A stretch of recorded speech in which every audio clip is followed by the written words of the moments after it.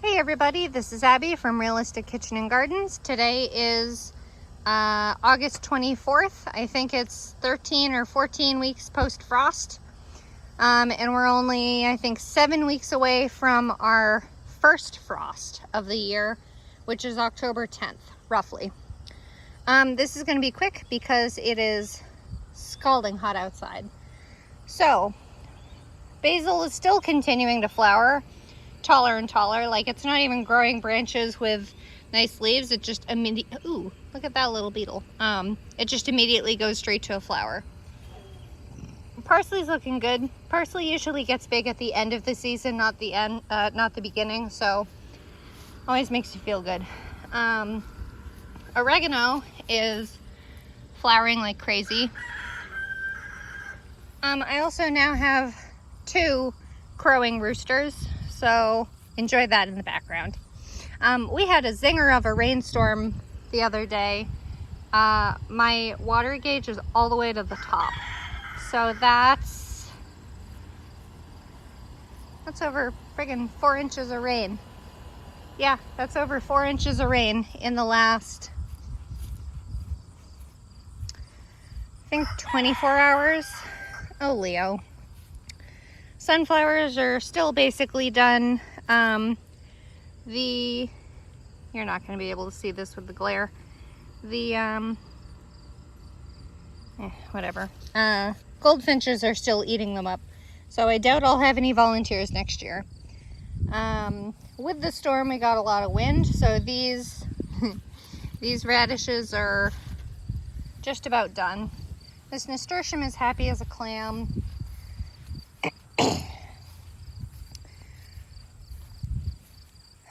Good King Henry still going crazy, flowering. I am so over, I know I say this every time, I am so over yarrow. I need to tear it all out. I want this to actually be a garden bed with herbs. I want this side to be herbs. I'll let the yarrow stay right there. And then next year, I think that section will be corn. I'm gonna try sweet corn. I know it's a pain, so we'll see. Lemon balm, happy. Lemongrass loves the heat. This yellow calendula is still marching on, and it's producing all these big fat happy seeds as it carries on. And the lovage seems to enjoy the heat too. These are all weeds and things. I tried to mulch over with grass clippings, but no form of nature cares about that. What buckwheat is out in this last garden, which I think is either H or G, is fully flowering. So that's basically the end of its life cycle. That's how hard packed this clay is. So I need to basically rototill this in before it goes to seed. Or I could harvest the buckwheat seed, whatever. This row really didn't catch much buckwheat, so the flowers you are seeing are like, that's a clover, but that little teeny thing is buckwheat. So there's some. A lot of the tall stuff is these plantain flowers. So long story short, not doing great. And there's some radishes in here, so that's a radish. They're getting a little overcrowded by the taller stuff, so whatever. And then, if you didn't see the fact that I harvested my russet potatoes, you should go over to my Facebook page, Realistic Kitchen and Gardens, on Facebook, and check out the haul I got from my russet potatoes.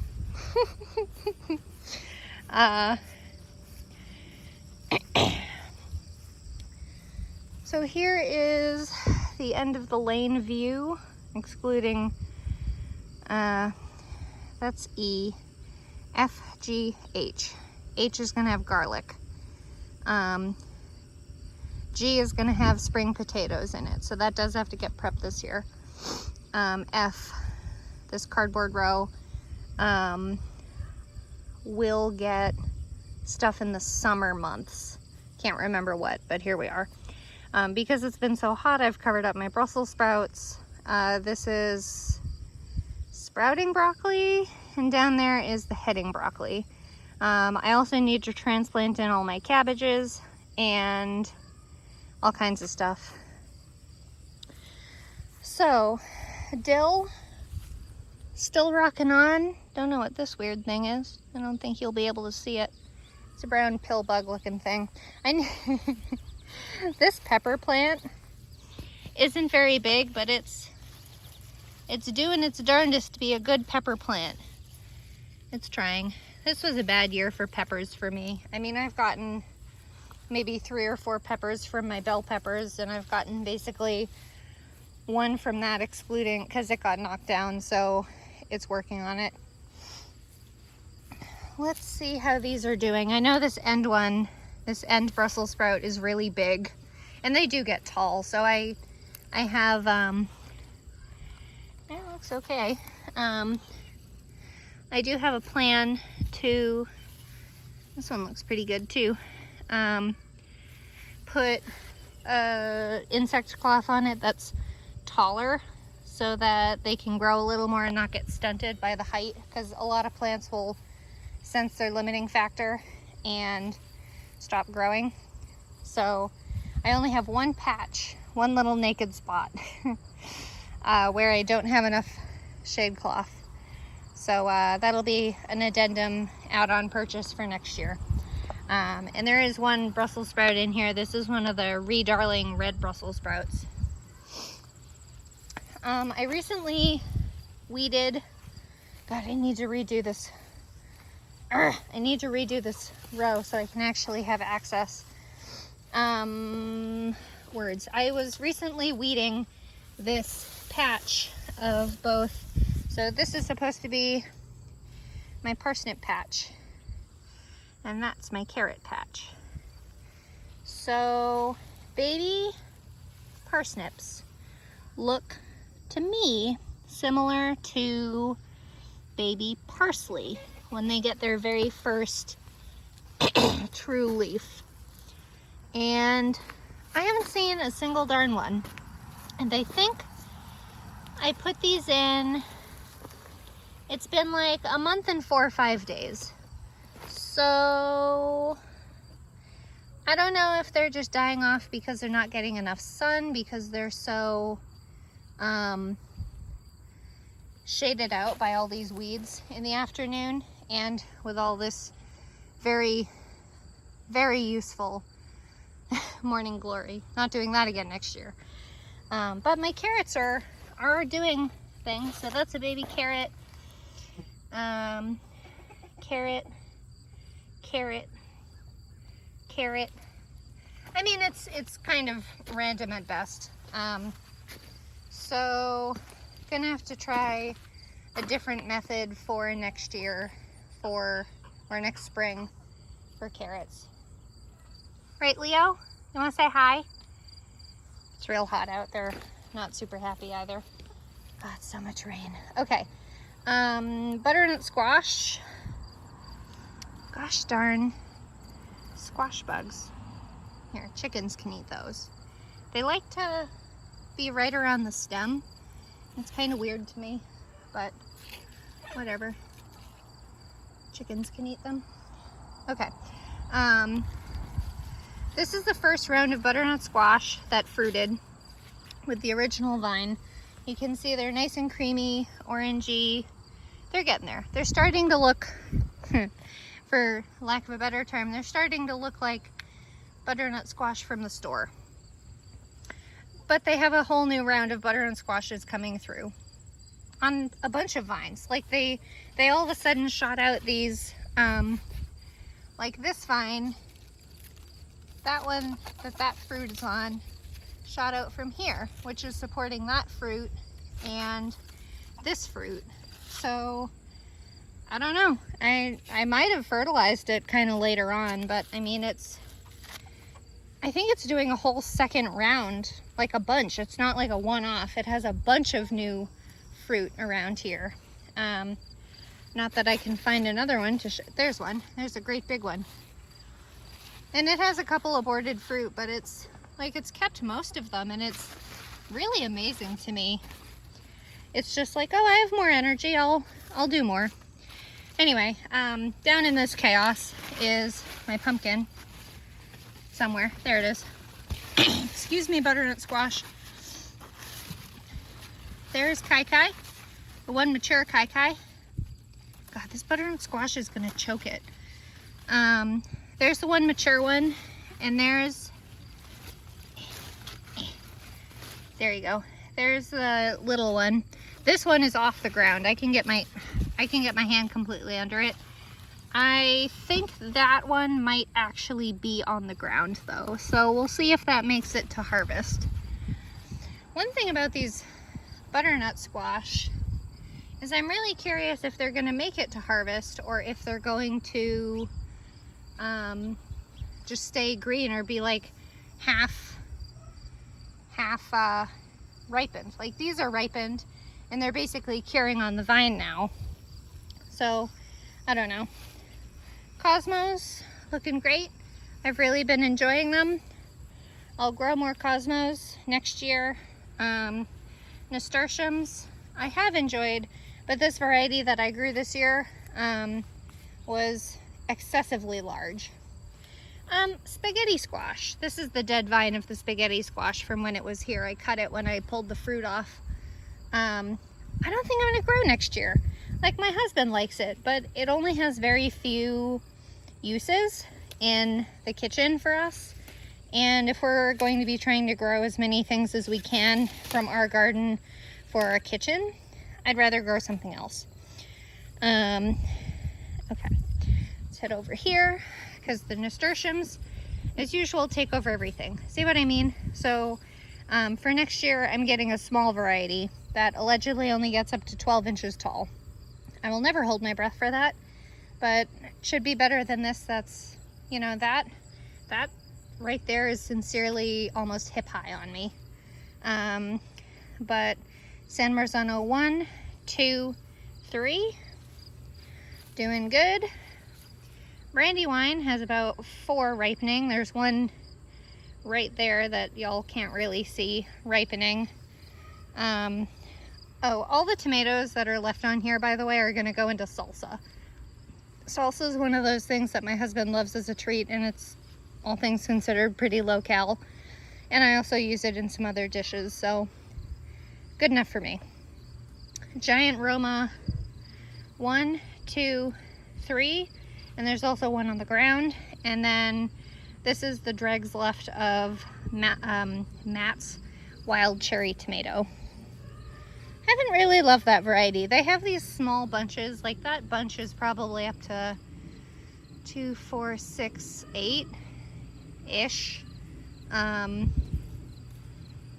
They're small bunches. I found a variety next year that's going to do something crazy like 14, 16, 20 per little bunch.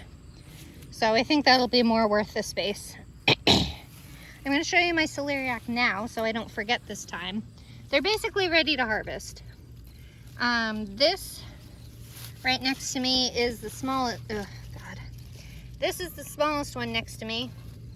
So they look pretty good. I'm gonna pull them out. I'm gonna keep all the leaves and stem. I'm gonna pull the leaves off, keep those for soup and stew and stock. Keep the stalks for celery in soup. The leaves are for flavoring. The stalks are for actual eating as a vegetable. And then the root is kind of like a celery tasting potato. Worth it. So let's take a look at this sprouting broccoli because I really haven't looked at it. These guys are taking a bit longer than I expected. These have been in the ground for, I don't know, a week and a half or 2 weeks at most. So they're probably still coming out of transplant shock. Okay. This mess is mostly nasturtium right here. This basil, which is tumbling over, like this whole thing is one branch of a basil that's tumbling over. So this is the first, well, technically second, depending how you're counting it. So this used to be prism pepper, and I pulled that out to put these in. This is the Gold Star, golden, whatever it's called. They got a couple peppers on there. Yeah, these peppers are so slow this year. These are the purple bush veller. This one's real small, but these ones are getting big. And unfortunately, these look like they're going to be lankier, kind of like the, ooh, look at the blossoms on them. These things are already ready to start. Not like Slenderette. Slenderette was nice and compact, which I really liked, and it also produced a really nice straight bean. Excuse me, where these seem to be these, and I think it was Nature says, I don't care, you're a good spot to rest. Where the other variety that I did, I think was called Green Pod, something like that. That was really big, really unruly, and just not a really nice plant because it flopped over and it would give me beans that were shaped like this, like a J. So it wasn't really one of my favorites. Excuse me, a little hoverfly thing. I need to keep doing my tour. I'm glad you find me comforting, but things must move forward. So, I mean, this veller is already almost up to my knee. So, this is the other, I don't know if we're gonna be able to find any fruit on this thing. I love the color of these. There's this one, and then there's, these are like a weird mutated, like I think they're meant to be like those, kind of like a peach Melba looking one, yellow with red markings, but these I think are mutated or mixed or something to be really pink. I love them. Anyway, let's see if I can find any fruit on this, or if I can find anything other than nasturtium in here. That was a fruit once. I feel the weight of it. Trying to find it. There it is. Oh, it's turning, it's turning. I assume that's going to be orange. So this is one of the two functioning Orange Sun and Jupiter bell pepper plants. So Orange Sun is obviously orange, Jupiter is red. So it's one of those fun mixes of you just plant the plants and see what you get. This is the other plant.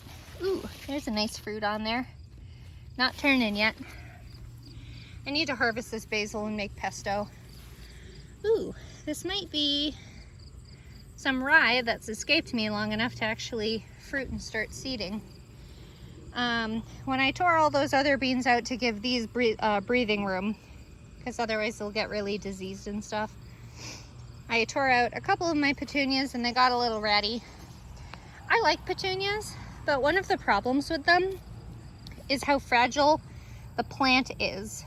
So like, I'm gonna, on this stem, that's a little older. So like on this stem, okay, it's not gonna show because that's old and ratty, but they're just so fragile. You try to move them and the whole thing breaks.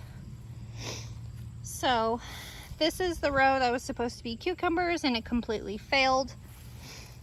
And chaos. Chaos, but at least it's shady. And shade in and of itself is valuable. Unlike Morning Glory that wants to kill everything. I need to tear this whole area out and do a cover crop in here to help it for next year. Radishes going to seed, and let's look at these head broccoli, which is Waltham variety. These have been in the ground the same amount of time as the sprouting broccoli. These look just as ratty. I mean, both of these guys have harvest date of something like 110 days after transplant. So we really can't be that surprised that they're that slow. There's a reason the growth day is that long. I'm gonna quickly bring you over to my raspberries, because some of them are alive and some of them are dead rather suddenly, oddly enough.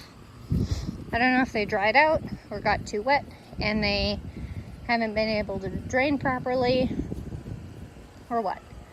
But a lot of them are putting out pups. So this is the end one that I really haven't gotten a lot of fruit from, but it has these three really nice young canes that'll all produce next year. This has been a cane that produces well for me, and you can see it has some nice fruits on it. They look a little dry, but really good raspberries, and has one pup, or whatever you call them. Another decent producer.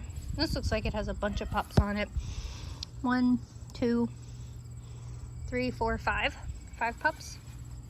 So I was talking about this in a post on my page, on my Facebook page, but I haven't mentioned it in one of these. So raspberries are really prolific and will excessively spread to the point of kind of being noxious because they're sharp too.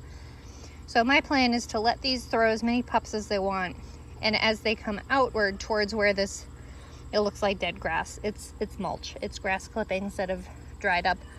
As they come out there and they get into the grass area, they're going to get mowed down, so it'll naturally keep them in here.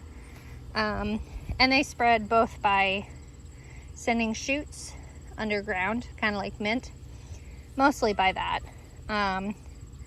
Or you can take canes like this, just like this, and root them in the ground. That's how I got mine, though they did have a few roots to them. Anyway, so this is a good example of the pest damage that we've had from the Japanese beetles, and I even tried putting a beetle trap right there, but that apparently has decided not to work. This was one that never took root. These two have been okay. I don't see any pups for them yet, though. This sprouted leaves and then died. This never even produced any fruit. Never rooted. Now this one was a really good producer, and unfortunately there's no pups, so I have a feeling the drainage was just too crappy here, and it ended up drowning because we've had a lot of rain in the past, even week. I mean, we've gotten almost 4 inches of rain, or 3 inches of rain, sorry. That gauge had almost an inch in it from the last storm, but we've gotten 3 inches of rain in the last 48 hours. Okay, and this is the last cane, which has 3 really good looking pups on it, and this also produces well for me, so it works out. I'm going to do this while I'm over here, and it's in the shade. This is the cardinal climber vine. It's basically dead. It has a couple of flowers way up there, but it has all these seeds. This looks remarkably similar to Morning Glory. Excuse me. So they have these seed pods that look kind of like coriander, and then you break them open, then they have these big fat seeds that are kind of like large allium seeds. I don't really care if they come back. I doubt they will, though, mostly because the fabric cloth. And then this is the patch I planted. Well, here's my sorry, my neighbor's beagle, clematis, that just keeps going and going. And then this is the patch I planted with that mix. I don't even know how long it's been, but this patch is doing very poorly. I imagine because of how compacted it is. Then this is doing okay, and then this stuff is just happy as a clam. Jaguar marigolds. This is, they do look okay. Jaguar marigold, hosta. This is supposed to be a jaguar marigold too, but it's obviously not. Oh, what a bummer. That got broken in the storm. What a shame. That thing was pretty big and unruly anyway. Cherry Queen Zinnia. Wah wah.